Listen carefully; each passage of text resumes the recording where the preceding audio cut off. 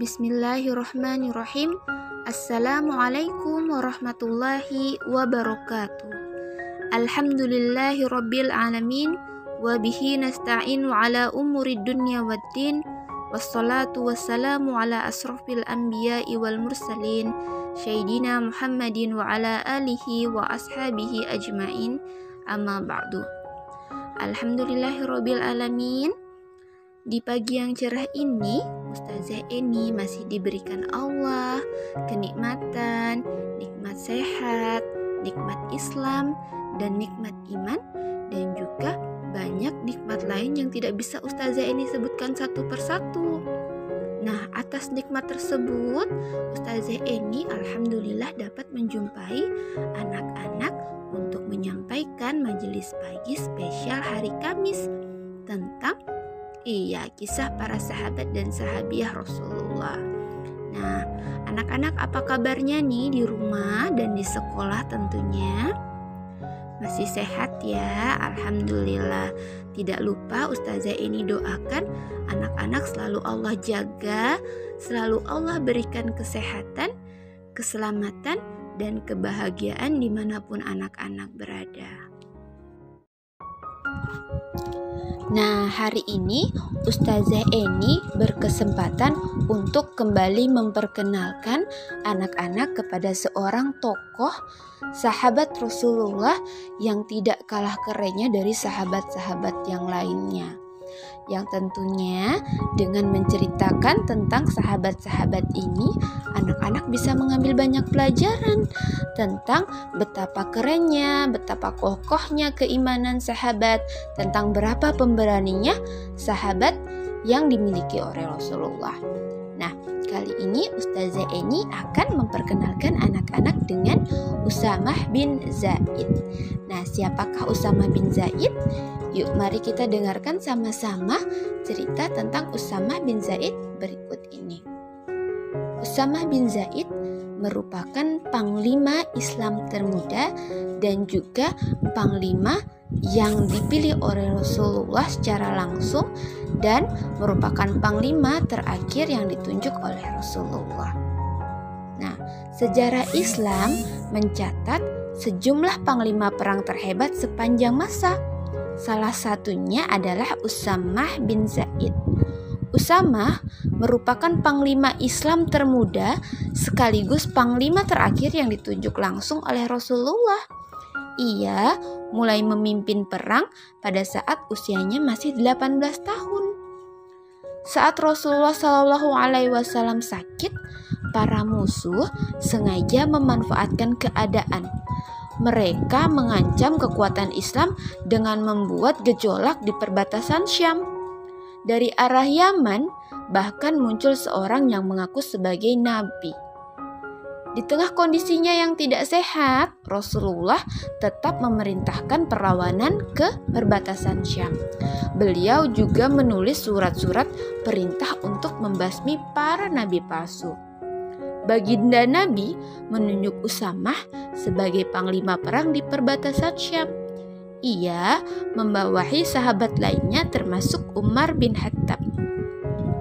Nah, mendengar hal tersebut, beberapa sahabat mempertanyakan keputusan tersebut. Sebab banyak sahabat senior dalam pasukan yang dibawahi oleh Usamah, seperti Sa'ad bin Abi Waqqas, Sa'id bin Zaid, Abu Ubaidah bin Zarah, dan juga sahabat-sahabat lainnya. Mereka dianggap lebih pantas memimpin pasukan. Mendengar berbagai perkataan yang terdengar menyepelekan Usamah, Umar segera menemui Rasulullah dan menceritakan hal tersebut kepada Rasulullah. Mendengar kabar itu, Rasulullah sangat marah. Beliau kemudian bergegas menemui para sahabat di Masjid Nabawi. Rasulullah bersabda, "Wahai sekalian manusia, aku mendengar pembicaraan mengenai pengangkatan Usamah. Demi Allah, seandainya kalian menyaksikan kepemimpinannya, berarti kalian menyaksikan juga kepemimpinan ayahnya Zaid bin Haritsah. Demi Allah, Zaid sangat pantas memegang pimpinan. Begitu pula dengan putranya Usamah. Rasulullah melanjutkan, jika ayahnya sangat aku kasihi, putranya pun demikian. Mereka orang baik. Hendaklah kalian memandang baik mereka berdua. Mereka juga sebaik-baiknya manusia di antara kalian. Nabi Muhammad lalu kembali ke rumahnya.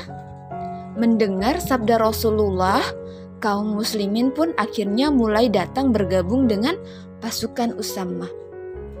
Sebelum berangkat ke medan perang, terlebih dahulu Usamah menemui Rasulullah yang kebetulan masih sakit.